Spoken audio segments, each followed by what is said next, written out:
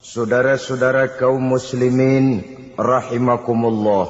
Sesungguhnya sedekahnya seorang mukmin tazidu fil umri, bisa menambah umur panjang. Wa tadfa'u mitata su'i, dan menyelamatkan manusia dari mati secara su'ul khatimah. Jadi siapa yang kepengen panjang umur, banyaklah sedekah. Yang bosan hidup, pelit terus.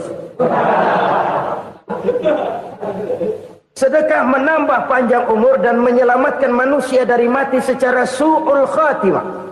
Pak, katanya umur itu nggak bisa ditambah, nggak bisa dikurangin.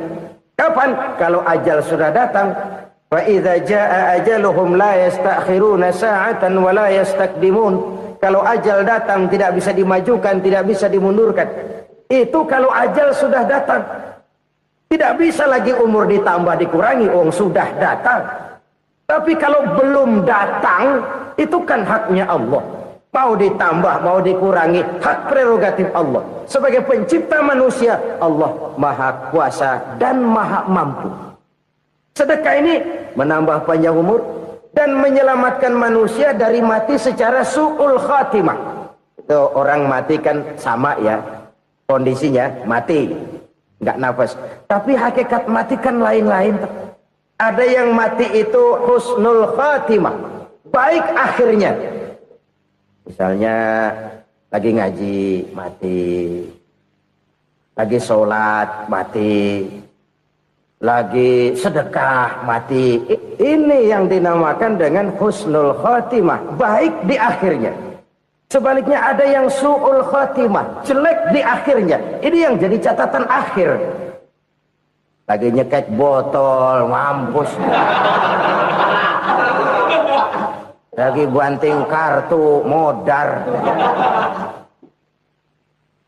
Su'ul khatimah, jelek pada akhirnya. Sedekah menyelamatkan manusia dari mati secara su'ul khatimah. Dan kita semua kepengen mendapat husnul khatimah, jauh dari su'ul khatimah.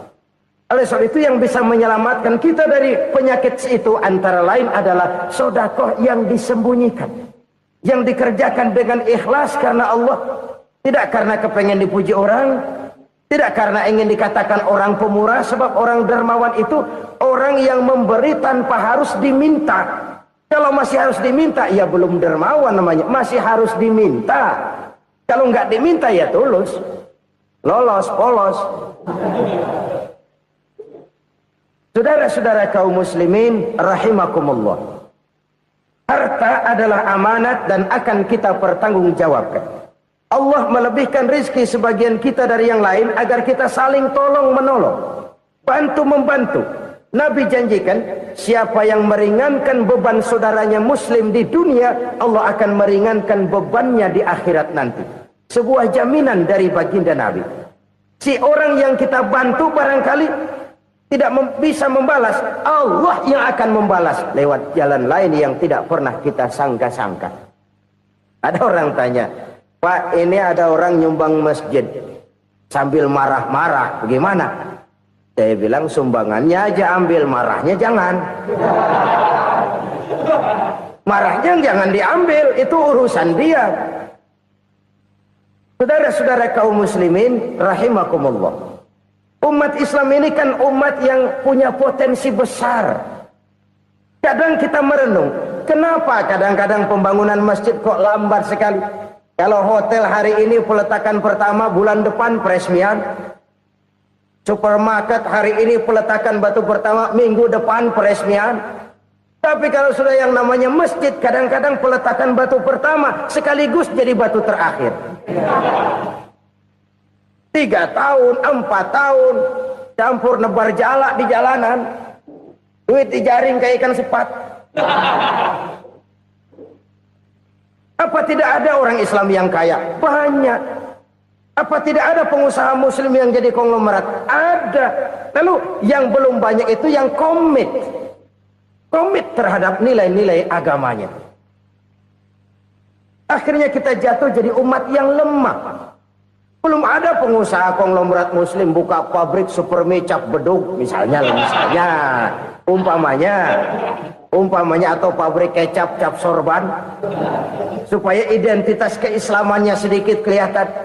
Kita jatuh jadi umat yang lemah karena potensi tidak terinventarisir dengan baik. Kita ini ibarat kompor yang cuma matengin nasi orang lain. Potensi kita dimanfaatkan oleh orang lain. Ukhuwah Islamiyah kita baru terbatas kepada silaturahmi.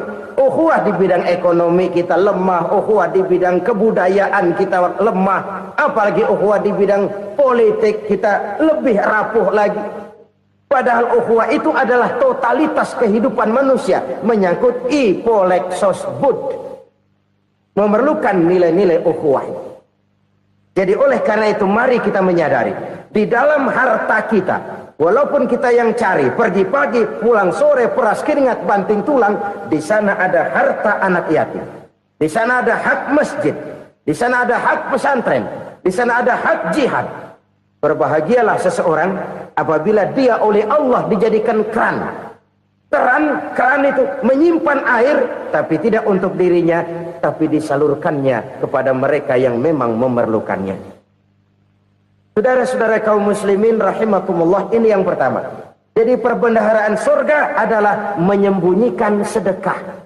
Orang lain nggak tahu, kita pun nggak pernah ngitung-ngitung. Kita anggap lewat begitu saja. Padahal itu deposit akhirat. Satu. Yang kedua, perbendaharaan surga itu apa? Wa kitmanul musibah. Menyembunyikan kesulitan. Kadang orang takut menghadapi kesulitan. Tapi makin kita merenung, hidup ini kan sebenarnya urusan. Takut sama urusan, ya jangan hidup. Tandanya orang hidup itu kalau punya urusan. Urusan melupakan problem. Problem sering menimbulkan kesulitan. Kesulitan bukan untuk ditakuti, tapi untuk diatasi dan dicarikan jalan keluarnya. Siapa sih orangnya yang nggak pernah sulit-sulit? Makin tinggi status sosialnya, makin gede urusannya. Makin tinggi kualitas imannya, makin berat tingkat kesulitannya. Cuma memang yang namanya enak itu seperti pelangi. Biang lala itu nggak pernah di atas kepala kita, di atas kepala orang melulu. Lo sih enak lo, kata kita. Dia juga bilang yang enak kan lo. Pelangi itu nggak pernah di atas kepala kita. Kata tukang beca, aduh enak ya naik Mercy. Kata tukang beca, apa yang di dalam mobil Mercy? Aduh enak bener tukang beca, di jok ngeringkuk ngorok pules bener. Saya kamar pakai AC sejuk, tempat tidur sutra, empuk, alga, spring bed, kulak kulik nggak bisa pules kalau belum minum Valium, belum tidur. Enak bener tukang beca, di jok ngorok nggak tahu wetan kulon. Si tukang beca bilang yang di Mercy enak, yang di Mercy bilang tukang beca enak. Inilah enak, nggak pernah di atas kepala kita, di atas kepala orang lain melulu enak itu. Nah, saudara-saudara, yang merupakan perbendaharaan surga itu orang yang bisa menyembunyikan kesulitan. Baik pribadi ataupun rumah tangga. Nih terutama rumah tangga yang jadi soalnya. Kadang-kadang kita ini kalau senang, sebaliknya. Kalau senang kita diam. Kalem aja, cuek. Banyak banget duit kita, bawaan diam aja udah. Malah ketemu orang takut. Tapi begitu susah, sekampung tahu. Padahal Nabi mengajarkan perbendaharaan surga itu menyembunyikan musibah, menyembunyikan kesulitan. Kalau enak, cerita sama orang-orang. Kalau nggak enak, rasain sendiri, tekan sendiri, atasin sendiri. Kita kan sebaliknya, senang kita diam, asal lagi susah, paling tidak kita nyari teman buat cerita kesusahan. Siapa orangnya yang nggak pernah susah? Cuma soalnya bagaimana kita mengatasi kesusahan itu sendiri. Begitu juga misalnya kalau orang sudah berumah tangga, itu orang tuanya harus menjadi tempat dia cerita yang enak-enak saja. Yang nggak enak rasain berdua, selesaikan berdua, atasin berdua. Jangan dibalik. Asal senang diam, giliran susah saja. Maknya laporan. Terbalik. Bisa menjaga security informasi. Makan sama bayam, keluar, diem. Malah seluitan. Enak amat lo makan daging ayam. Security informasi. Saudara-saudara kaum muslimin rahimakumullah. Ujian yang terberat itu yang pernah diberikan kepada para nabi, para rasul, para aulia, para ulama. Makin tinggi keimanan, makin berat bentuk kesulitan. Ayo saya kemukakan satu contoh saja. Ada seorang nabi yang kaya, nabi kaya, namanya Nabi Ayub. Iblis kalau orang begini kan keki, ibadahnya rajin, kaya. Nih yang kayak begini susah digodain. Kalau ibadahnya rajin, miskin, kali bisa disogok. Sini imannya mantap, ibadahnya rajin, kaya, nabi lagi. Oh, tapi namanya iblis nggak kurang akal. Laporan, Tuhan, kenapa iblis? Ya ini bahasa saya, bahasa Qurannya sih nggak gitu. Itu hambamu yang namanya Ayub, dia rajin ibadah cuma karena dikasih kaya aja. Coba kasih miskin dia, berhenti dia sembahyang. Ah, kamu bisa aja. Saya tahu Ayub itu hambaku yang ikhlas. Saya buktiin Tuhan, silahkan. Dibuktiinlah, iblis turun ke alamin. Yang mula-mula dia lakukan, dia rusak sawah ladang Nabi Ayub. Dia binasakan binatang ternak Nabi Ayub. Sehingga dalam waktu singkat, jatuhlah Nabi Ayub dari orang paling kaya jadi orang paling miskin. Beliau masih ibadah di mihrab dalam masjid. Datang iblis. Saudara Ayub, ya, lagi ngapain? Ibadah. Nyembah Allah, nyembah Allah. Oh, percuma. Kenapa? Tuhan yang ente sembah nih, dia udah bikin miskin ente. Sawah ladang ente hancur lebur, binatang ternak binasa. Sekarang ente jadi orang paling miskin. Ngapain nyembah Tuhan kayak begitu? Tekor. Udah berhenti dah ibadah, berhenti ibadah. Ini iblis sama Tuhan laporannya lain, yang dikerjakan kepada Nabi Ayub juga lain. Benar begitu iblis, kata Nabi Ayub. Iya, sawah ladang saya habis, buras. Binatang ternak saya binasa, binasa. Saya miskin, bangpak. Apa jawab Nabi Ayub? Bukan innalillahi, ya, ini hebat. Alhamdulillahillazi a'tani wa akhadha minni. Segala puji bagi Allah yang telah memberikan harta kepada saya dan sekarang mengambilnya lagi. Alhamdulillah. Allah yang ngasih, Allah yang ambil. Itu mah urusan Allah. Iblis cuman ibadah jalan terus, sujud lagi Nabi Ayub. Iblis seleher gondok banget. Dasar Nabi nggak mempan dia apa-apain. Miskin malah alhamdulillah. Allah yang ngasih, Allah yang ambil. Jadi kalau kita tidak komit, kita tidak terikat kepada kaya, miskin, senang, susah, apa yang bisa bikin kita susah? Jadikan kekayaan, kemiskinan, jadikan senang, susah sebagai anak buah yang bisa kita atur. Jangan kekayaan ngatur kita, jangan kemiskinan ngatur kita. Kita yang harus mengatur mereka. Senang, susah, kaya, miskin, bahagia, sengsara, jadikan itu anak buah yang bisa kita atur. Kalau sekarang kita kaya, lain saat boleh jadi kita miskin, semiskin-miskinnya. Allah yang ngasih, Allah yang ambil. Tenaga mana yang bisa menghalangi? Ibadah jalan terus. Iblis makin gondok. Dasar Nabi loh. Akhirnya apa? Nabi Ayub dikerjain, diberikan penyakit. Demikian fatal penyakitnya. Bayangin, udah miskin sakit. Masya Allah. Miskin sakit. Sakitnya nggak lama, kira-kira 16 tahun. Istrinya 3, 2 mental minta ceraiin. Ngerawatin laki bengek begini. Senang belum tentu, susah udah pasti nih. Cerai aja, cerai dah. Cerai. Tinggal satu Siti Rahmah yang setia menemani beliau. Sesetia-setianya hati perempuan. Satu saat Siti Rahmah bilang, "Bang, iya, abang kan Nabi, Bang. Lalu, namanya Nabi kan doanya jarang meleset, Bang. Maksud kamu minta kenapa sih sama Tuhan biar abang sembuh, baik dah, Bang?" Siti Rahmah, iya. Saya sakit berapa tahun sih dah? 16 tahun bang. Sebelum ini saya sehat berapa tahun? Ya kira-kira 60 tahun bang. Nah coba ente banding-bandingin Rahmat. Saya dikasih sehat 60 tahun, dikasih sakit 16 tahun. Sudah nggak sabar mau doa kepada Allah minta sembuh. Saya malu kepada Allah. Diuji dengan yang luar biasa seperti ini, tidak mengganggu stabilitas kehambaannya. Dia tetap menghamba kepada Allah Subhanahu wa ta'ala.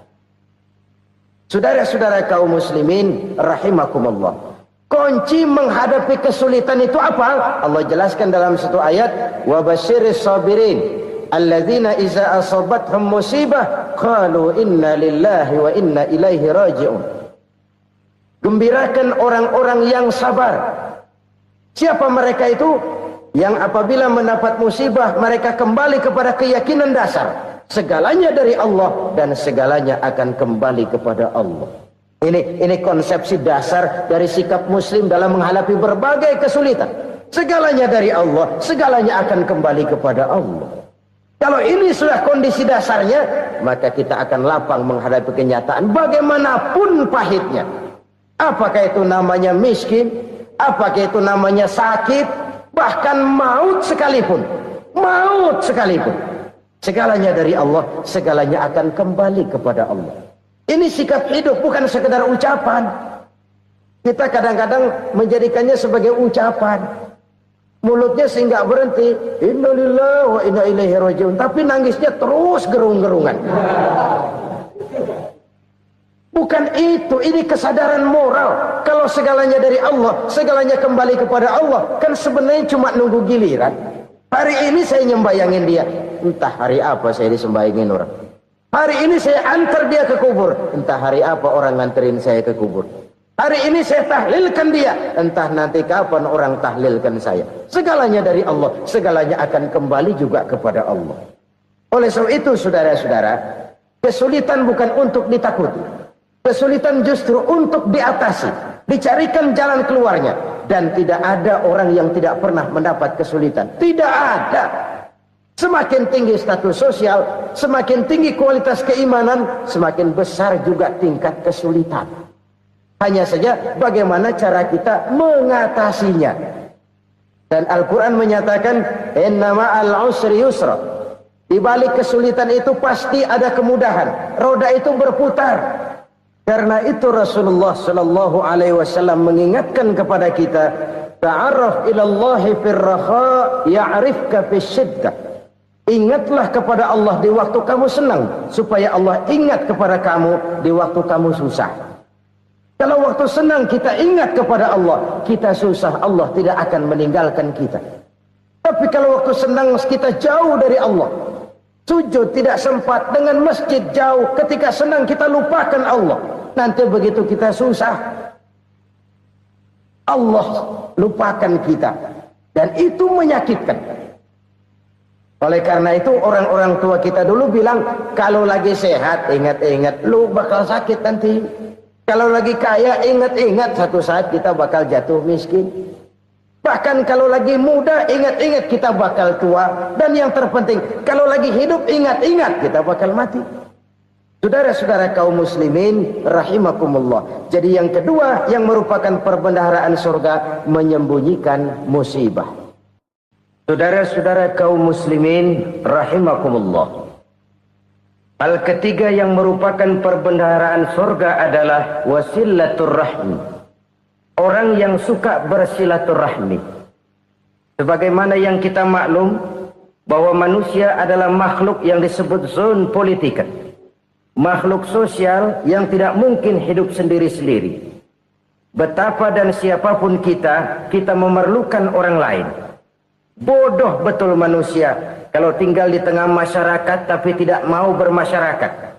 Merasa hebat sendiri, pintar sendiri, gagah sendiri, kaya sendiri. Mungkin kalau mati juga ngubur sendiri.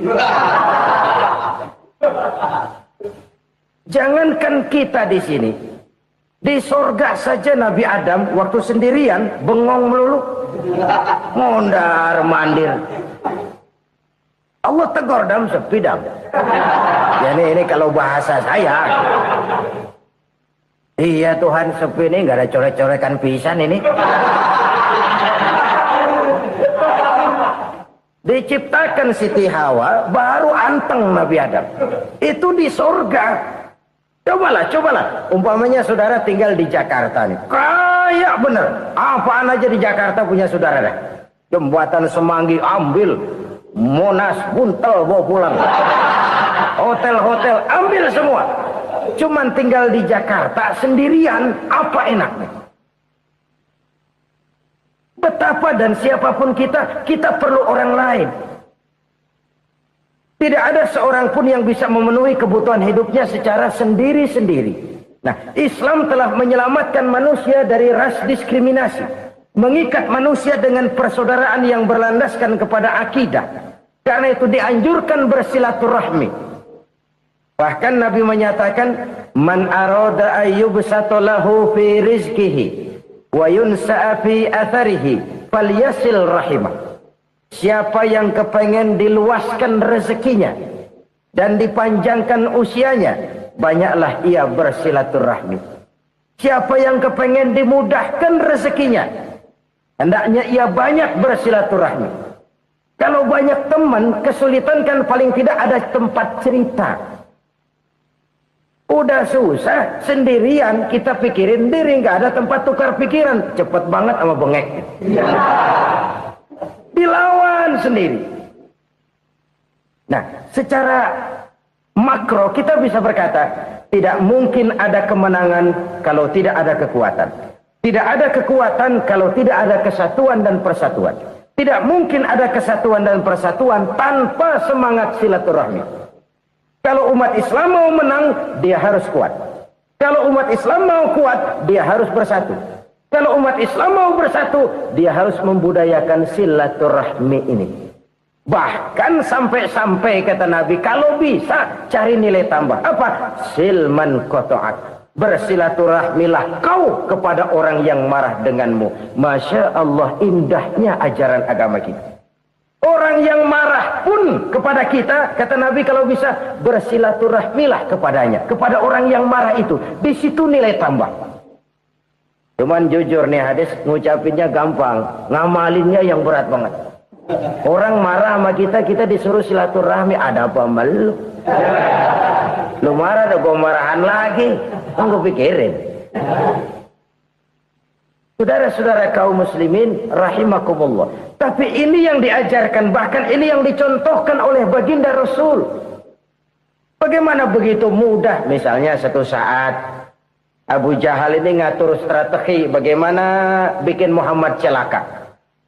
Dia gali lubang di depan tempat tidurnya. Dia tutupin daun korma. Terus dia panggil seseorang, ke sini. Kasih tahu Muhammad, pamannya sakit keras, minta ditengokin. Berangkat orang ini ke sana. Muhammad, labbaik. Pamanmu sakit keras, dia minta ditengokin. Baik, saya akan datang menjenguk beliau. Berangkatlah Nabi ke rumah Abu Jahal tanpa prasangka apapun. Abu Jahal udah pasang setil. Selimut 3 rangkap setengah dia pakai. Persis kayak orang meriang. Tapi sembari ngintip dari balik selimut. Begitu Muhammad buka pintu, nah, masuk perangkap nih. Muhammad jalan menuju tempat pembaringan.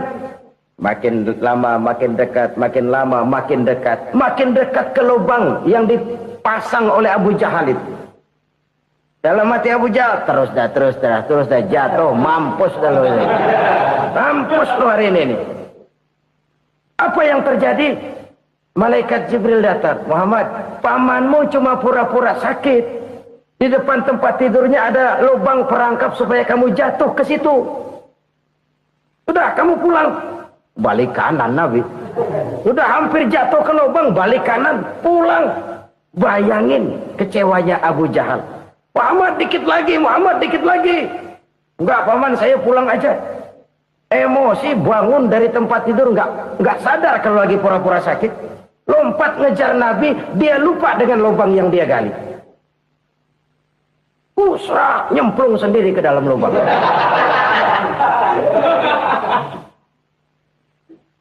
Nabi terus berlalu. Ini terjadi keanehan. Jatuh ke lubang yang dia gali itu sebenarnya nggak terlalu dalam ya, antara 3-4 meteran lah. Tolong saya jatuh ke lubang ini. Datanglah pelayan-pelayannya itu. Angkat saya dari sini. Oh, yang ngulurin tambang. Satu gulung, belum juga nyampe itu tambah. Kurang, beli lagi ke warung. Sambung, ulur lagi, nggak juga bisa sampai. Wah, ini kerjaan Muhammad ini. Tolong, siapa salah seorang kamu ke rumah Muhammad? Kasih tahu, encangnya kecebur. Minta ditolongin. Sampaikan kepada Rasul. Kenapa?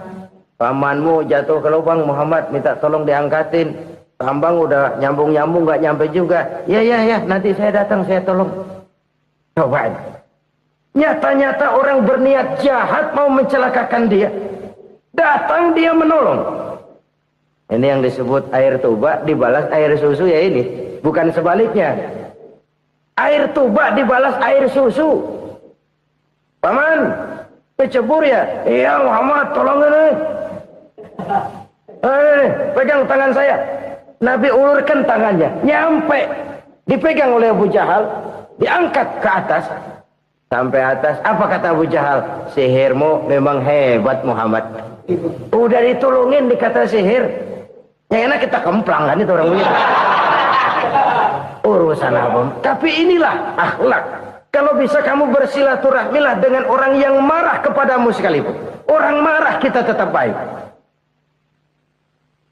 So, kalau kita berbuat baik sama orang yang memang baik, rasanya sih biasa-biasa aja. Orang baik kita baik lagi, ya draw aja, belum ada nilai tambah di situ. Baru ada nilai tambah kalau kita bisa berbuat baik kepada orang yang nyakitin kita. Itu namanya kita setingkat di atas dia. Dia sakitin kita, kita berbuat baik sama dia. Dia pelit sama kita, kita baik sama dia. Dia marahin kita, kita deketin dia. Di situ kita punya nilai tambah. Jadi siapa yang ingin diluaskan rezekinya kata Nabi dan dipanjangkan umurnya, hendaklah ia banyak-banyak bersilaturahmi. Sederhana sebenarnya silaturahmi. Tapi silaturahmi membangkitkan semangat kesatuan dan persatuan. Kesatuan dan persatuan melahirkan kekuatan. Dalam matematika, 1 ditambah 1 pasti 2. Tapi di tengah masyarakat, 1 orang takut ditambah 1 orang takut, hasilnya jadi 2 orang setengah berani. Kenapa setengah berani? Karena udah berdua. Tadi pan takut sendirian. Kalau dia kumpul turu-turu takutlah jadi berani. Kita yang lemah, kita yang tidak berdaya, kita yang miskin, kalau mau kompak bersatu, apa yang nggak bisa kita kerjain? Apalagi tinggal di kota besar, pilihan cuma 2, bertahan atau minggir. Bertahan atau minggir. Untuk bisa bertahan, harus mampu bersaing. Untuk mampu bersaing, harus punya keahlian. Keahlian harus ditunjang dengan pendidikan. Ditambah oleh kekompakan sebagai umat. Udah miskin mencar mulu, orang injak kita. Orang nggak pandang urusan apa yang malu. Oleh karena itu silaturahmi pada hakikatnya merupakan roh dari ukhuwah yang diajarkan oleh agama kita. Bagaimana Islam menyelamatkan masyarakat manusia dari ras diskriminasi, mengikat manusia, dan tidak ada persaudaraan yang lebih indah selain persaudaraan yang diikat dengan nilai-nilai akidah. Sepanjang orang di jalan Allah, itulah saudara kita. Keluar dia dari jalan Allah, selesailah persaudaraan sampai di situ. Karena itu, kalau ingin menyimpan sesuatu di surga, banyaklah bersilaturahmi. Datang ke rumah ini, datang ke rumah itu, dan lain sebagainya. Itu simpanan kita di akhirat nanti. Ini yang ketiga. Saudara-saudara, yang keempat, perbendaharaan surga itu apa? Wa qawlu la hawla wa la quwwata illa billah. Ucapan la haula wa la quwwata illa billah. Ibadah kan ada yang berat, modalnya besar. Bangun masjid berat, modalnya besar. Bangun rumah sakit berat, modalnya besar. Ada ibadah yang berat, tapi modalnya ringan. Misalnya puasa. Puasa itu berat, mengendalikan nafsu. Kalau sekedar nggak makan nggak minum sih enteng, mengendalikan nafsu. Itu jihad terbesar. Tapi kan modalnya ringan, cuma niat saja. Ini ibadah berat, modalnya ringan. Ada ibadah yang ringan, modalnya juga enteng. Seperti termasuk ucapan la haula wa la quwata illa billah. Tanpa sadar, la haula wa la quwata illa billah. Nyelengin tuh di surga. Nyelengin, kita nggak terasa. Nyelengin simpenan akhirat. La haula wa la quwata illa billah. Nyimpen lagi. Kaget, la haula wa la quwata illa billah, nyimpan lagi, banyak simpenan. Walaupun sebenarnya yang dimaksud di sini adalah kesadaran batin bahwa tidak ada daya dan kekuatan kecuali Allah. Itu intinya. Kita memulai pekerjaan disunahkan baca bismillah, kan begitu? Apa itu? Kesadaran moral. Bahwa ini saya bisa kerjakan. Saya kerjakan ini dengan menyebut nama Allah. Kenapa? Kalau Allah tidak memberikan daya dan kekuatan, mana mampu saya kerjakan ini. Maka saya kerjakan ini dengan menyebut nama Allah. Bismillah. Kesadaran moral. Manusia hanya wajib berusaha, tapi nggak pernah wajib berhasil.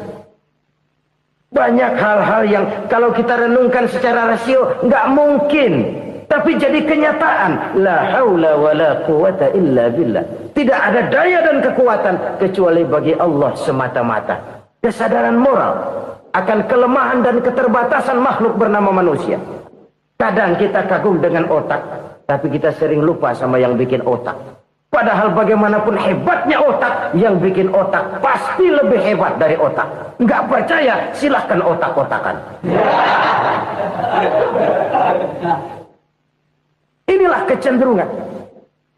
Kita kagum dengan pesawat-pesawat mutakhir, bukan main, besi gede banget terbang itu. Alangkah hebatnya. Lalu apa yang bikin otak tidak lebih hebat dari itu semua? Kita puji laut. Apa yang bikin laut tidak lebih hebat dari laut itu? La haula wa la quwata illa billah. Tidak ada daya dan kekuatan kecuali Allah. Apa yang bisa kita lakukan? Kalau tidak karena daya dan kemampuan yang diberikan oleh Allah kepada kita. Lahirlah sikap tawadu, rendah hati. Tidak melonjak menjadi angkuh dan sombong. Sadar akan kelemahan dan keterbatasan diri. Sebagai makhluk yang diciptakan oleh Allah subhanahu wa ta'ala. Jadi satu sisi ini ucapan yang berpahala. La haula. Jadi wiridan. Pada sisi lain ini kesadaran moral. Sikap mental, kesadaran batin bahwa yang punya daya dan kekuatan itu cuma Allah. Kita nggak pantas untuk sombong, sebab sombong itu pakaiannya Allah. Kita nggak sedang pakai pakaian Allah, kegedean. Dan makin kita renungi, makin terbentur. Apa sih yang bisa kita sombongin? Kita mau sombong apa? Kayak pintar, itu kan semua relatif. Di atas langit masih ada langit lagi. Jadi oleh karenanya, marilah kita menyadari. Manusia hanya wajib berusaha, tapi tidak pernah wajib berhasil. Yang berusaha saja tidak wajib berhasil, apalagi yang tidak berusaha.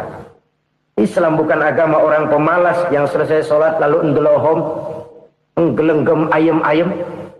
Tapi Islam bukan agama orang sombong yang setelah berusaha lalu tidak memerlukan Allah. Kita bisa saja bikin proyeksi, tahun sekian kita bakal panen besar menurut perhitungan otak. Tapi ada kejadian lain. Apa? Tikus ngambek. Habis itu dimakanin tikus, panen gagal. Proyeksi rasional gagal oleh tikus-tikus yang ngambek itu. Bisa saja terjadi. Tahun depan kita panen besar. Urung. Kenapa? Musim panas panjang. Dan sekarang ini koran-koran bikin berita musim mengalami penyelewengan. Bukan cuma manusia yang nyeleweng sekarang. Musim pakai nyeleweng. Mestinya kan musim hujan udah selesai. Masih hujan-hujan juga. Musim. Nah sekarang kita boleh bikin proyeksi, kita bakal panen besar. Tahu-tahu musim panas panjang, sawah retak, air kering. Cari teknokrat yang paling botak, suruh pendekin tuh musim panas. La haula wa la quwata illa billah. Inilah kesadaran moral. Saudara, saya teringat satu saat ada seorang konglomerat. Umurnya ya kira-kira 70-an. Satu saat dia ditanya oleh wartawan, "Pak, umur Bapak berapa sih?" "Ya paling 10 tahun." 10 tahun? 10 tahun? Anak Bapak berapa orang? Satu. Satu saja? Satu. Harta Bapak berapa? Ya paling-paling bangsa 7 juta kali. 7 juta? Iya. Pak, kenapa Bapak bohongi saya? Bapak punya buku biografi. Koran-koran, majalah-majalah banyak memuat cerita riwayat hidup Bapak. Saya tahu umur Bapak 70. Kenapa bilang cuma 7 tahun? Saya tahu anak Bapak 8. Kenapa cuma bilang 1? Saya tahu harta Bapak miliaran, mungkin triliunan. Pabrik di mana-mana, bank di mana-mana. Kenapa bilang uang Bapak cuma 7 juta? Nah, kata si konglomerat tadi, "Kamu benar, nak, kamu benar. Umur saya kalau jumlahnya memang 70, nak. Cuman ingat-ingat saya, baru 7 tahun terakhir ini saya sujud. Baru 7 tahun terakhir ini saya berusaha dekat dengan Allah. Saya laksanakan perintahnya, saya jauhi larangannya. 7 tahun inilah rasanya yang ada nilainya di hadapan Allah. Yang 63 tahun matong, kelabu, kelem umur gue. Habis untuk maksiat, untuk munkarat. Maka ketika ditanya tadi, umur saya 7 tahun itu. Oh begitu Pak. Oh iya. Lalu anak Pak. Anak Bapak kan 8. Kenapa bilang cuma 1? Nah, kalau jumlah hitungannya memang anak saya 8. Tapi dari 8 orang ini rasanya cuma 1 nih. Yang bakal jadi buah hati, belahan jantung. Pelanjut cerita, penerus sejarah. Bakal jadi anak soleh yang akan mendoakan saya. Cuma 1 rasanya anak saya ini yang bakal jadi buah hati saya. Besar-besaran saya. Yang akan mendoakan di kubur saya. Yang akan mendoakan di akhirat saya. Yang 7 orang mana? Masya Allah, yang atu tenggeng. Yang atu nyekek botol mulu. Yang atu nggak karu-karuan. Makanya saya bilang 1 anak saya yang akan bisa mendoakan saya. Oh begitu Pak. Iya. Nah harta Pak. Harta Bapak kan triliunan. Pabrik Bapak di mana-mana. Uang Bapak hampir di tiap bank-bank besar. Kenapa bilang cuma 7 juta? Betul kau nak. Harta saya kalau jumlahnya memang miliaran, triliunan mungkin. Tapi yang saya ingat baru 7 juta tuh yang saya belanjakan di jalan Allah. Saya nyumbang masjid. Saya santuni yatim piatu. Saya bantu pembangunan pesantren. Saya bantu pembangunan rumah sakit Islam. Itu yang akan saya bawa pulang ke akhirat, yang 7 juta itu. Yang triliunan itu nanti akan direbutkan oleh anak-anak saya sebagai waris saya. Jadi harta saya 7 juta itu yang bakal nemenin saya di akhirat. Yang akan saya bawa pulang jadi teman saya. Saudara-saudara kaum muslimin, jangan-jangan orang tua itu adalah kita-kita ini. Jangan-jangan kita-kita ini adalah orang tua itu. Jangan-jangan itu potret dari diri kita masing-masing. Dari sekian umur yang diberikan Allah, berapa tahun yang ada nilainya di hadapan Allah? Dari sekian anak-anak yang merupakan amanah, berapa yang akan mendoakan kita sebagai orang tuanya menjadi anak soleh? Dari sekian banyak harta yang diberikan Allah, berapa yang akan kita bawa pulang menghadapnya nanti, yang kita belanjakan di jalan Allah? Ini sebuah potret kehidupan. Karena itu kita kembali kepada la haula wa la quwwata illa billah. Kita wajib berusaha, kita wajib berikhtiar. Selebihnya, segala daya dan kekuatan hanya milik Allah saja semata-mata. Satu kesadaran batin dari setiap pribadi muslim. Setelah ia berusaha dan berikhtiar, ia menyerahkannya kepada Allah Subhanahu wa ta'ala. Jadi, satu sisi ini merupakan wiridan ucapan yang mengandung pahala. Pada sisi lain, ini merupakan sikap batin dari seorang muslim di dalam ia menghadapi realitas kehidupan ini.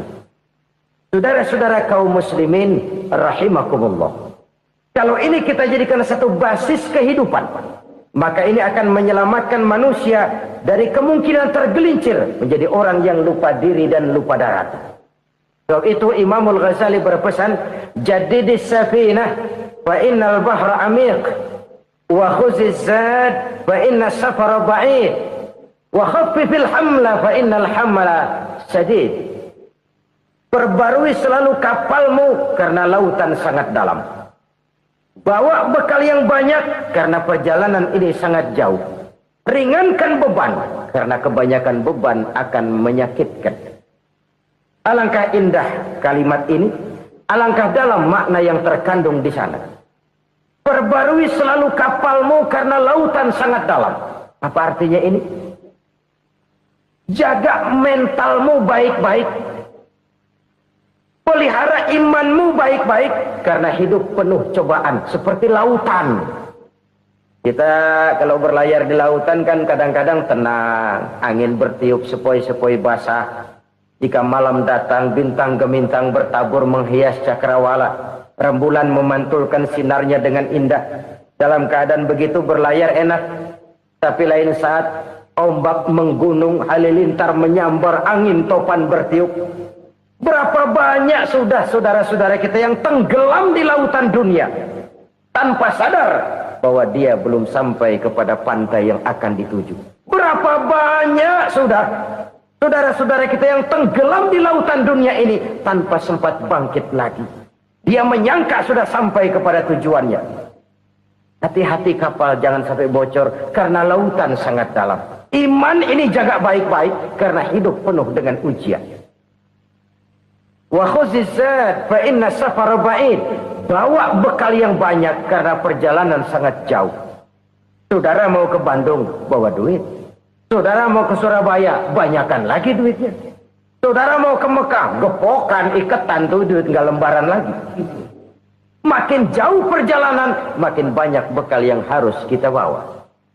Kalau saudara dari Jakarta mau ke Surabaya, kagak bawa duit berangkat juga, itu sih bukan berani namanya, nekat. Sampai Surabaya belum tentu, sengsara di jalan udah pasti. Kenapa? Nggak bawa bekal berangkat. Sama juga kita nih, misalnya belum sempat sembahyang, mati. Waduh, berani banget orang. Belum punya bekal, mati. Sengsara di jalan. Atau bekal tidak cukup. Dari Jakarta saudara mau ke Surabaya, bawa duit 500 perak. Paling jauh Cikampek nyampenya itu. Paling jauh itu. Antara jauhnya perjalanan dengan bekal yang saudara bawa tidak seimbang. Hidup ini perjalanan panjang. A walking tour. Dimulai dari alam arwah. Sebelum jasad diciptakan, roh diciptakan lebih dulu. Dari situ pindah ke alam rahim. Dari alam rahim pindah ke alam dunia. Dari alam dunia pindah ke alam barzah. Baru menuju akhirat. Satu perjalanan panjang. Kalau bekal tidak bawa, sengsara di jalan. Bawa bekal yang banyak karena perjalanan ini sangat jauh.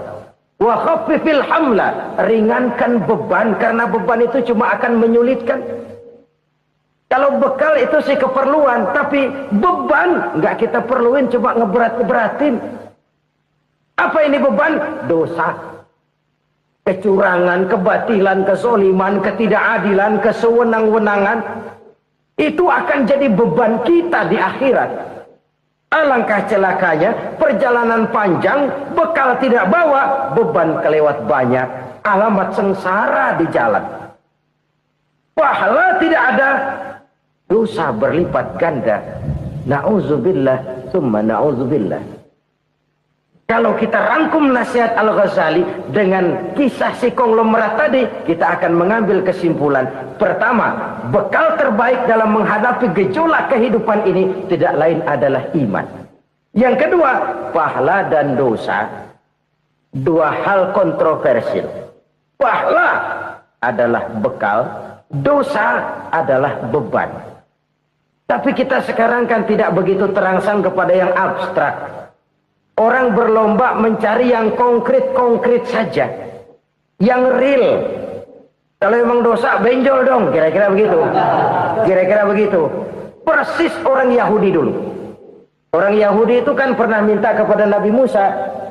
Ya Musa, lan nu'mina laka hatta narallaha jahrah. Musa, kami nggak bakal mau beriman kepada Allah kalau belum kami lihat Allah ada nongkrong di depan kami. Kalau memang Tuhan ada, taruh dong di depan kami. Mau yang konkret-konkret saja. Kalau emang dosa, benjol dong. Kalau emang pahala, berasa dong. Orang terangsang kepada yang real, yang konkret-konkret saja. Saya mau cerita, ada orang super kaya. Namanya Aristotle Onesius, Raja Tanker Yunani. Dia punya kapal tanker saja konon sampai 11 banyaknya. Punya perusahaan penerbangan yang disebut Olympic Airlines. Punya hotel di berbagai kota besar di dunia ini. Sejak dari New York, London, Paris, Rome dan sebagainya. Bahkan punya pulau yang dia namakan Pulau Scorpio. Ini kan namanya sudah kaya nggak tanggung-tanggung, punya pulau. Nah, dia punya 2 orang anak, yang satu laki-laki namanya Alexander, yang satu perempuan namanya Maria Onesius.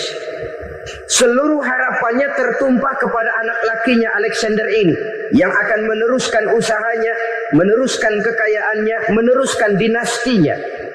Apa yang terjadi? Ternyata anak yang dia harapkan yang bernama Alexander ini mati muda dalam kecelakaan pada waktu dia olahraga. Apa olahraganya? Namanya olahraga anak orang kaya, golongan jet set. Olahraganya olahraga pesawat terbang. Jatuh. Ya, nggak kaput, habis mati. Tinggal satu anak perempuannya, Maria Onesius. Tapi anak perempuan ini juga malah urakan. Terakhir dia pacaran, bahkan kemudian kawin sama orang Rusia. Rupanya Aristotle Onesius ini broken. Kekayaannya yang berlimpah ruah, perusahaannya yang begitu banyak, siapa yang akan meneruskan? Siapa yang akan menggantikan? Sampai kemudian dia mengurung diri di Pulau Scorpio dan mati di sana secara mengenaskan. Seorang multi-jutawan, seorang yang super kaya, mati menyendiri di pulau sepi. Ibarat kata pepatah, anak ayam mati di lumbung. Bukan kekurangan makanan, keurugan makanan. Begitu kehidupan Aristotle Onesius. Dan banyak orang-orang yang sudah demikian kaya sampai dibingungkan oleh kekayaannya sendiri. Telusurilah kehidupan David Rockefeller misalnya, Henry Ford misalnya, Adnan Khashoggi misalnya. Multi jutawan yang kadang-kadang dibuat keder oleh kekayaannya sendiri. Pantas ketika Imam Ali ditawarkan orang, "Ya Ali, kalau kepadamu disuruh pilih ilmu atau harta, kau pilih mana?" Ya jelas pilih ilmu dong. Kenapa? Pertama, ilmu kalau kita berikan kepada orang lain tambah. Tapi harta kalau kita berikan kepada orang lain kurang. Saudara punya uang 10.000, dibagi orang 5.000, jelas uang saudara berkurang. Tapi saudara punya ilmu diberikan kepada orang lain bisa, saudara pun makin mantap. Tidak lantas jadi bodoh karena ngajarin orang. Saudara bisa Fatihah lalu mengajarkan orang Fatihah. Orang bisa, saudara pun makin hafal. Tidak lantas setelah diajarin orang ilmunya hilang. Begitu datang dia minta orang, "Tolong ajarin saya Fatihah." Udah habis, nggak ada.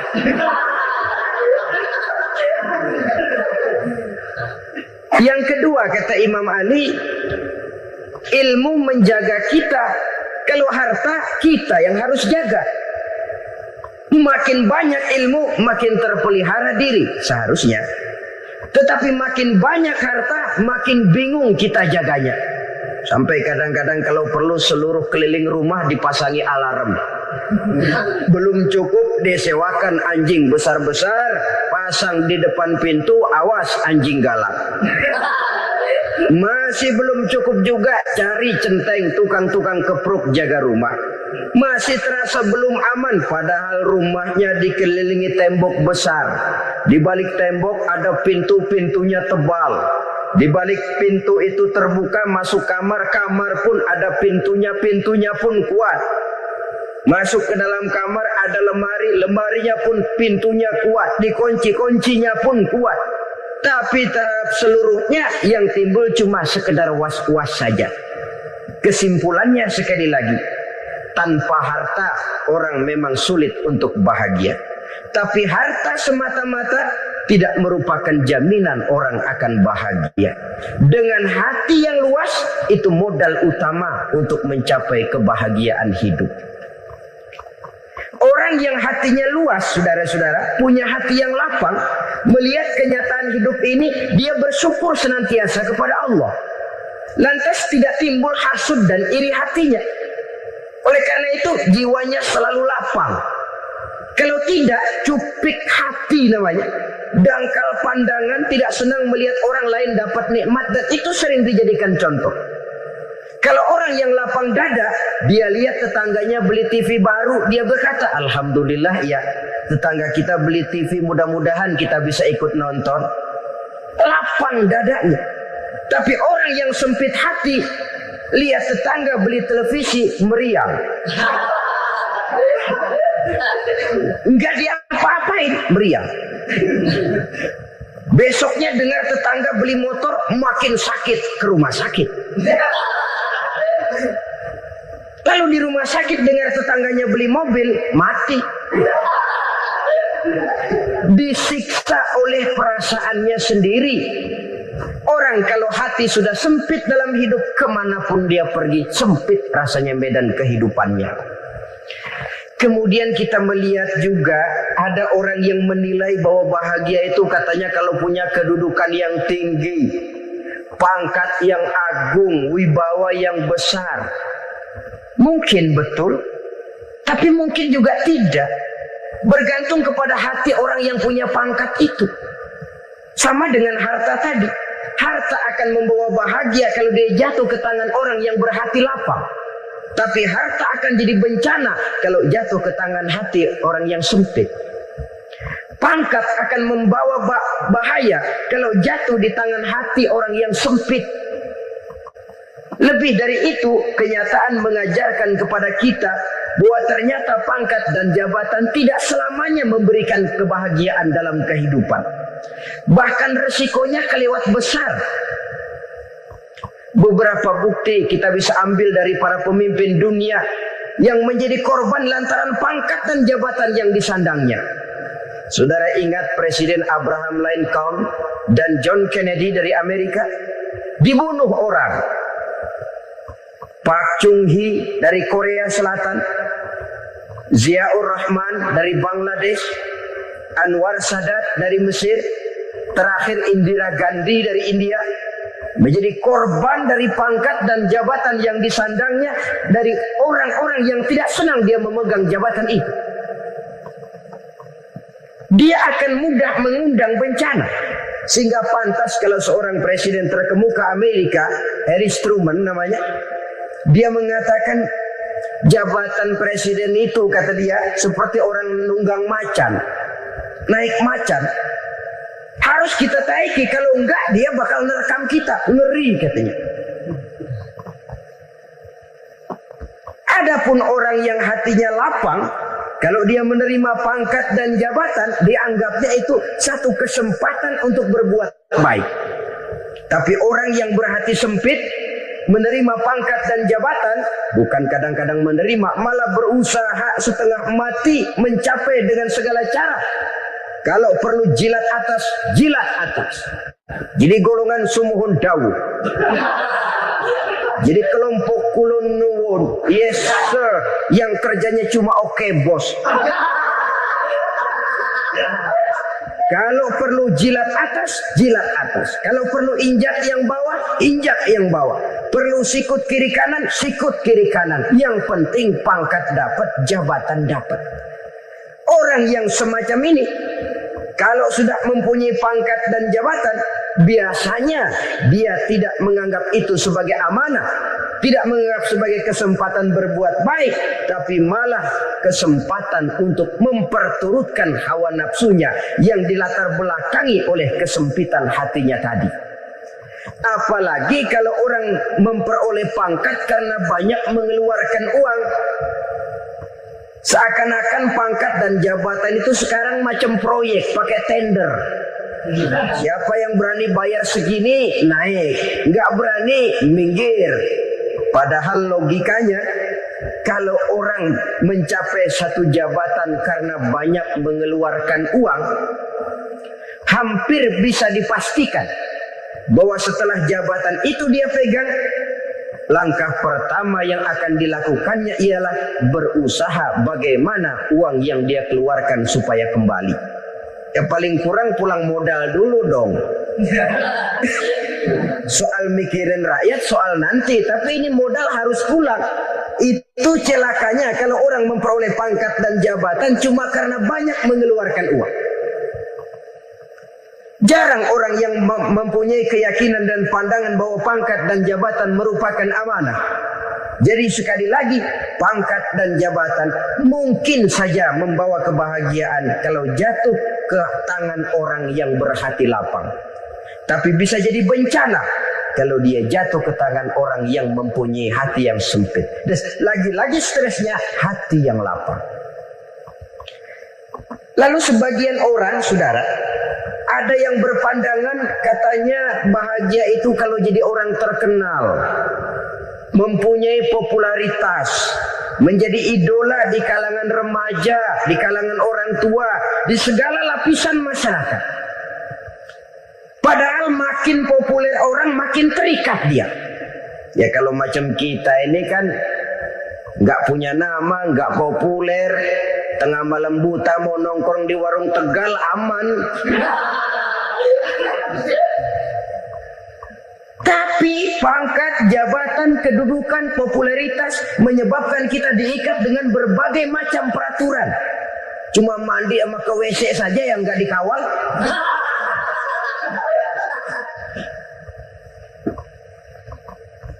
Benarkah popularitas, ketenaran membawa kebahagiaan? Mungkin. Ya, tapi mungkin juga tidak. Kenapa? Banyak orang-orang populer yang mengakhiri hidupnya secara tragis. Kita ambil beberapa nama.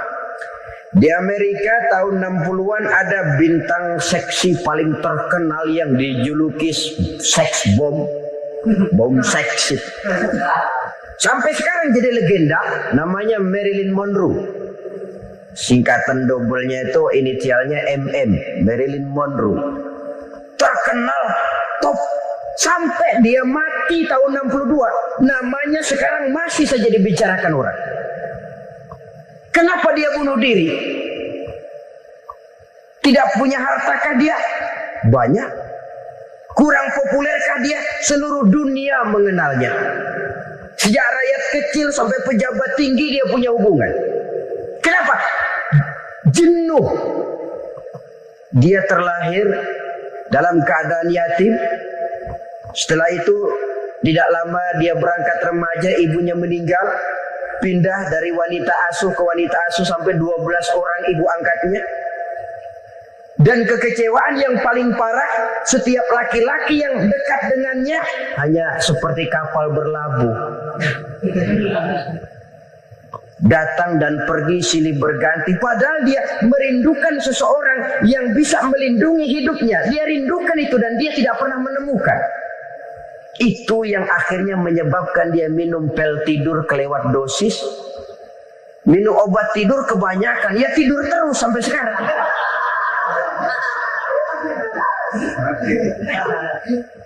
Dia mengakui, saya telah memiliki ketenaran, tapi saya tidak pernah hidup dalam ketenaran itu. Saya pandai main sandiwara, tapi saya ingin hidup dalam alam yang real sebagaimana umumnya orang. Itu yang dia rindukan. Menyusul jejak yang namanya Marilyn Monroe ini, Billie Holiday, saudara kenal tentu. Di rumah sakit dirawat. Dia juga minum obat overdosis, mati lagi. Jimi Hendrix minum obat tidur overdosis kelewat batas, mati lagi. Lalu yang menghanyutkan diri di danau, Janis Joplin dan Brian Jones. Ini orang-orang populer, orang-orang terkemuka yang mengakhiri hidup secara tragis. Bukan karena tidak terkenal, mungkin karena sudah saking terkenalnya. Contoh paling belakangan, Bruce Lee. Wah, Ini tukang-tukang keprok tentu kenal siapa dia. Sampai sekarang pun tabir kematiannya masih merupakan misteri. Dan yang masih hidup juga menunjukkan gejala yang aneh. Michael Jackson, rumahnya di Beverly Hills itu dijaga sedemikian rupa, dan dia selalu curiga kepada setiap makanan harus steril, bersih dari segala macam kimia.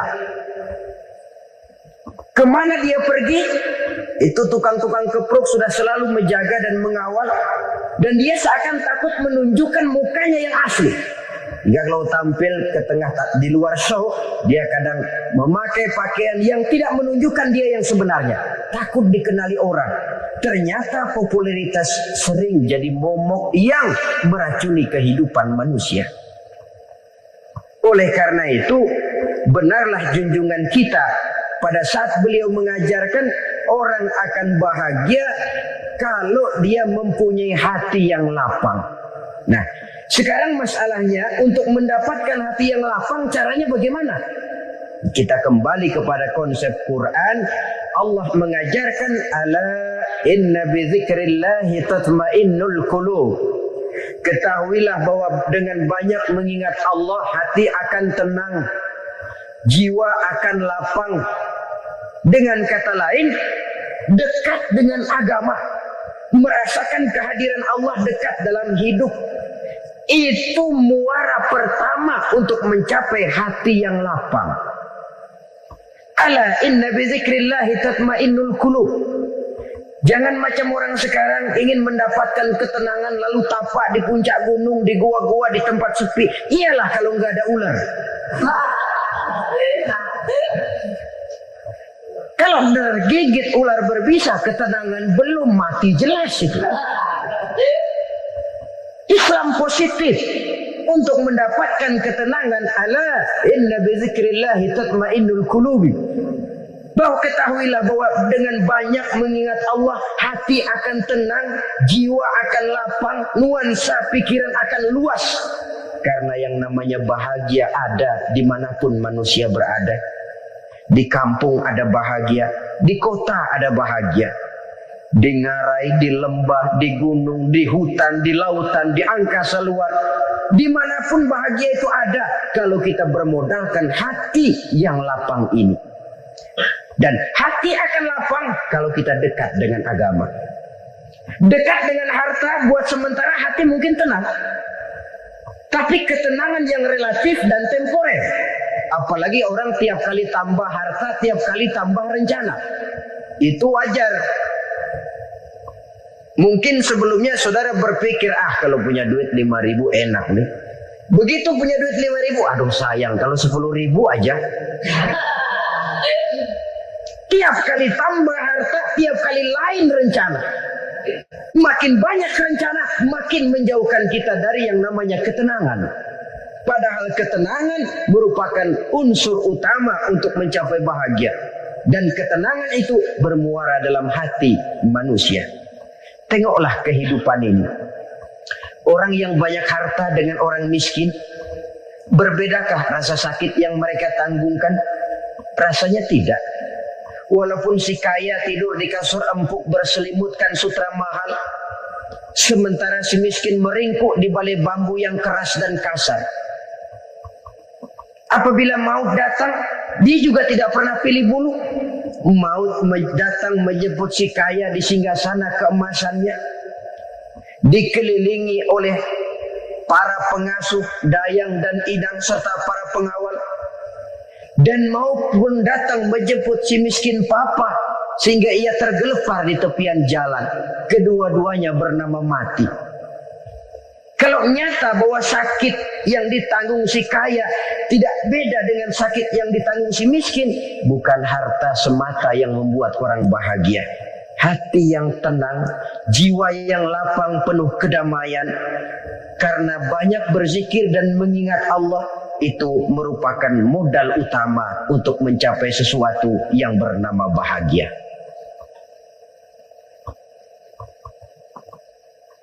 Saudara hadirin yang saya hormati, inilah yang pertama dari 4 ciri yang digambarkan oleh Nabi tentang tanda-tanda orang bahagia. Dan harus berangkat dari yang pertama ini, hati yang lapang. Ini yang harus kita miliki lebih dahulu. Baru nanti akan menyusul kepada poin yang ketiga, kedua, dan selanjutnya. Sebab kalau hati sudah terisi dengan jiwa yang lapang, seluruh persoalan insya Allah akan bisa kita atasi dengan sebagaimana mestinya. Yang kedua sekarang, tanda orang bahagia menurut baginda Nabi, markabun syariah. Orang bahagia itu kata beliau punya kendaraan biar cepat asal lancar. Artinya kemana dia mau pergi mudah. Apa maksud hadis ini? Kalau kita kaji lebih dalam, kendaraan itu kan alat transportasi. Transportasi tidak lain adalah usaha memudahkan komunikasi. Pindah dari situ kepada teori bahwa manusia adalah zon political, makhluk bermasyarakat yang tidak bisa memenuhi kebutuhan hidupnya secara sendirian. Kita memerlukan keberadaan orang lain dalam kehidupan ini. Untuk memakai baju saja kita sudah perlukan petani yang tanam kapas, pabrik yang memintal kapas jadi benang, pabrik yang menenun benang jadi kain, sampai kepada mesin jahit, sampai kepada tukang jahit. Itu cuma untuk memakai pakaian saja. Tidak seorang pun di antara kita yang sanggup memenuhi kebutuhan hidupnya secara sendiri. Kita perlu orang lain. Maka kebebasan dalam arti mutlak, kebebasan tanpa batas, itu tidak mungkin ada dalam kehidupan. Karena kita mengadakan yang disebut interaksi sosial.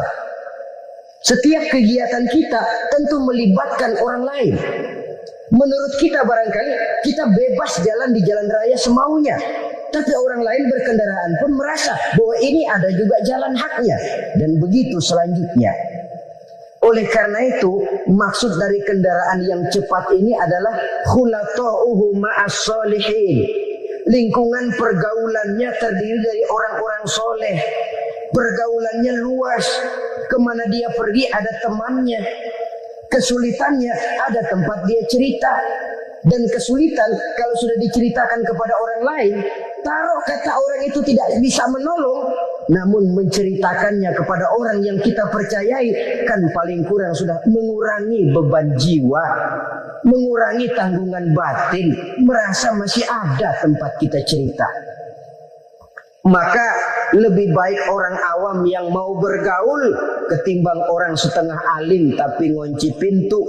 Sebab nantinya akan timbul sikap picik, cupik pandangan, dan tidak luas menghadapi kenyataan dalam kehidupan ini. Namun yang harus kita garis bawahi, pergaulan memang mesti luas. Namun jangan sekali-kali lupa bahwa pergaulan sangat besar pengaruhnya dalam ikut membentuk kepribadian manusia. Sehari-hari bisa kita bilang, kalau kita dekat sama tukang minyak wangi, sekalipun nggak dibagi minyaknya, baunya tentu dapat. Betul? Tapi dekat sama tukang elas, walaupun nggak kena apinya, asapnya mesti kena. Kalau Syauqi mengatakan lebih jelas lagi, man asyaral asrafa asa musyarrafan wa muasyiral anzali ghairu musyarrafin. Awalam taral jildal hakira muqabbalan bisagri lamma sara jildal mushaf. Siapa yang bergaul dengan orang mulia, dia bakal ikut menjadi mulia. Tapi siapa yang berteman dengan orang hina, dia tidak bakal ikut menjadi mulia. Tidakkah kau lihat, kata Syauqi, kulit kambing yang hina pun dicium orang ketika menjadi kantong Quran. Kulit kambing hina, kalau dia sendirian gak ada yang mau cium. Tapi begitu dia bergaul dengan Quran, menjadi kantong Quran, dipakein minyak wangi, ditaruh di tempat yang tinggi, mau diambil dicium dulu, dibawa dengan penuh hormat dan hati-hati. Kulit kambing yang hina lantaran berteman dengan Quran, numpang mujur. Tapi coba lihat kalau kulit kambing berteman dengan kayu, jadi beduk, habis. Zohor dikemplang, asar dipukul.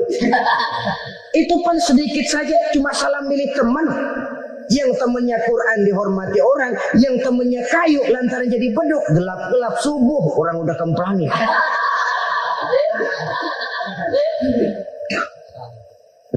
Maka terutama kepada adik-adik remaja yang masih mencari identitas diri, yang ibarat kaset masih kaset kosong, mudah diisi oleh apapun, pandai-pandailah memilih teman dalam bergaul.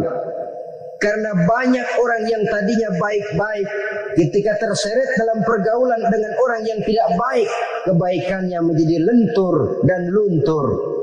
Tapi berapa banyak bajingan-bajingan tengik, orang-orang yang berlumur noda dan dosa, tiap hari melakukan maksiat, namun bergaul dengan orang yang baik-baik, pada akhirnya sedikit demi sedikit beringsut dan berangsur dia terbiasa mengikuti kebaikan-kebaikan.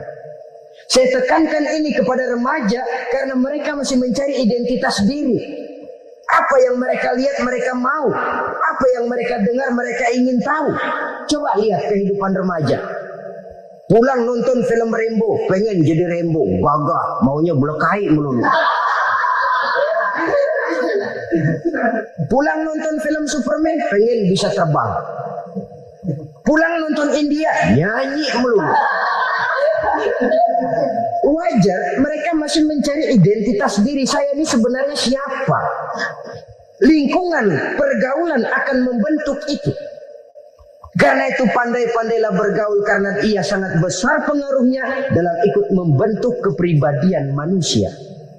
Apalagi sifat yang jelek lebih cepat menularnya ketimbang sifat yang baik. Sifat yang baik, watak yang soleh itu lambat sekali untuk menular. Tapi yang tidak baik, kan prosesnya mah kalau remaja biasanya mula-mula dengar. Karena dengar lalu pengen tahu. Karena pengen tahu lalu ngeliatin. Begitu ngeliatin kan pengen nyobain. Setelah nyobain ketagihan. Nah, ini prosesnya. Yang namanya ganja, morfin, narkotik awalnya kan begitu. Mula-mula dengar katanya kalau sudah fly to the sky, sudah melayang ke langit katanya, disitulah puncak kebahagiaan. Mulanya cuma dengar. Karena dengar pengen tahu. Karena pengen tahu lalu melihat, kumpul sama orang yang suka ngeganja. Setelah melihat, nah pengen ngerasain. Begitu ngerasain, enak juga, ketagihan. Kalau sudah ketagihan jadi penyakit kronis, bisa merembet kepada yang lain. Iya kalau orang tuanya mampu untuk beli morfin, beli ganja.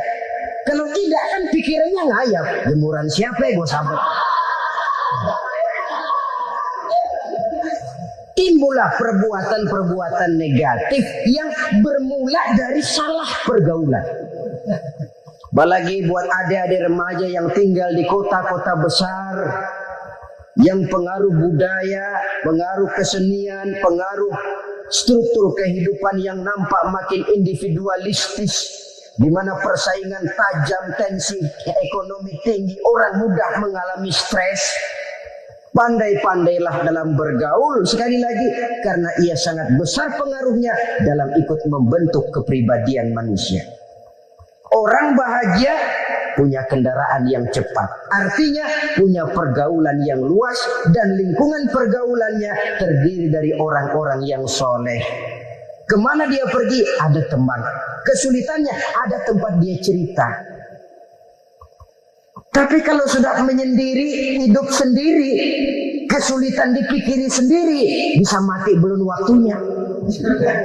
Tidak ada tempat berbagi rasa, tidak ada tempat bercerita, tidak ada tempat mengurangi beban dalam kehidupan. Pantas betul kalau Islam sangat menggalakkan dan menganjurkan orang kalau sudah sampai waktunya itu untuk melangsungkan nikah. Kata Nabi, ya ma'syarus syabab man istata'a minkumul ba'at falyatazawwaj.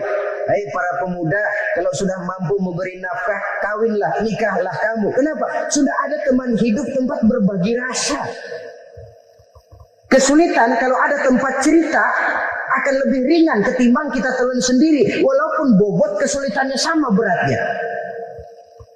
Saudara-saudara kaum muslimin rahimakumullah, inilah ciri yang kedua, punya kendaraan biar cepat asal lancar.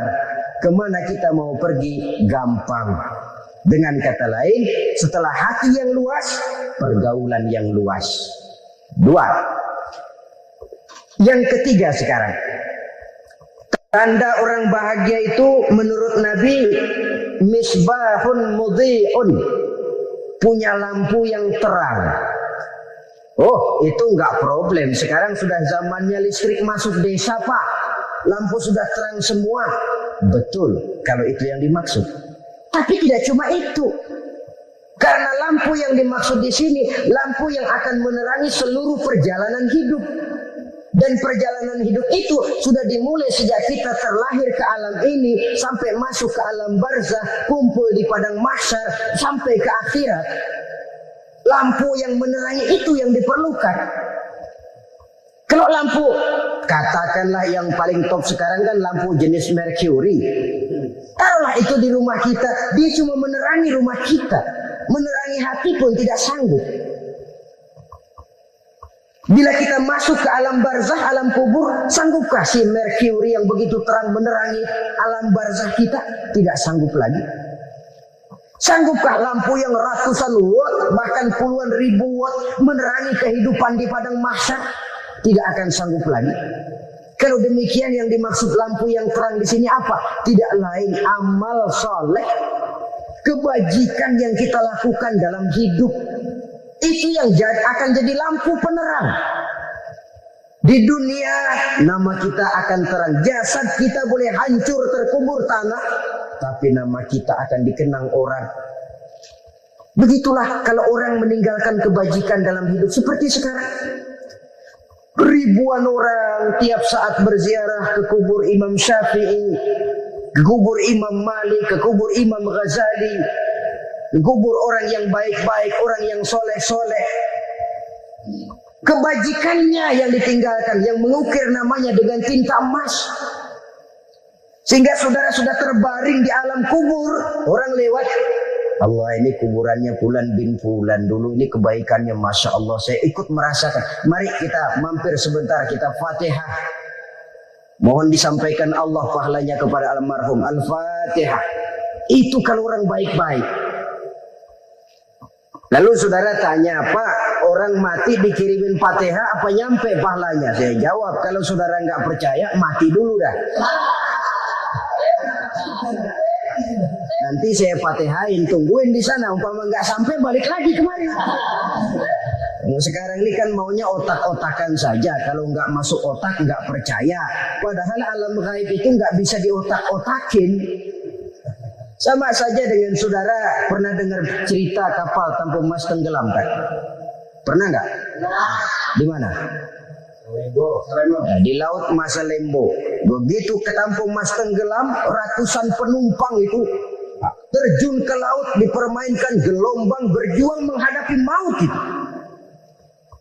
Orang lagi timbul tenggelam di lautan, dihantam ombak, kita tengokin pakai helikopter. Pak, lagi timbul tenggelam ya? Iya, tolongin. Jangan khawatir Pak nih, saya kirim intan Pak, harganya 10 juta. Kira-kira orang yang timbul tenggelam di laut seneng nggak? Kan mahal toh intan 10 juta. Kenapa dia nggak senang? Karena intan 10 juta dalam kondisi seperti itu tidak sanggup menyelamatkan dia. Dia akan girang kalau dikirimin ban mobil bekas, dikirimin papan terentang atau bambu. Intan yang 10 juta dia nggak girang. Ban mobil bekas yang 1000 perak, tuh pegang, itu yang dia girang betul. Inilah sebabnya Nabi berkata, mal mayyitu fi qabrihi illa kal ghariqil mutaghawwis. Orang yang meninggal di alam kuburnya seperti orang timbul tenggelam di lautan. Yantaziru da'watan min ahli, menunggu doa dari keluarganya yang masih hidup. Duh, bapak saya sudah meninggal, saya sayang benar sama dia. Kirimin kulkas ke kuburannya. Itu sama saja dengan tadi orang tenggelam di lautan dikirimi intan yang harganya 10 juta, enggak sampai. Begitulah kalau kebajikan yang kita tinggalkan dalam hidup, sudah mati pun kubur kita masih diziarahi orang. Tapi kalau jahat yang kita tinggalkan, boro-boro lah orang mau doa lewat dekat kuburan kita juga seram. Tuh bajingan no, dulu mati dipendem di situ tuh. Jangan lewat situ, ntar kesurupan, jangan. Lewat saja orang ngeri. Konon lagi membacakan Fatihah dan mengirimkan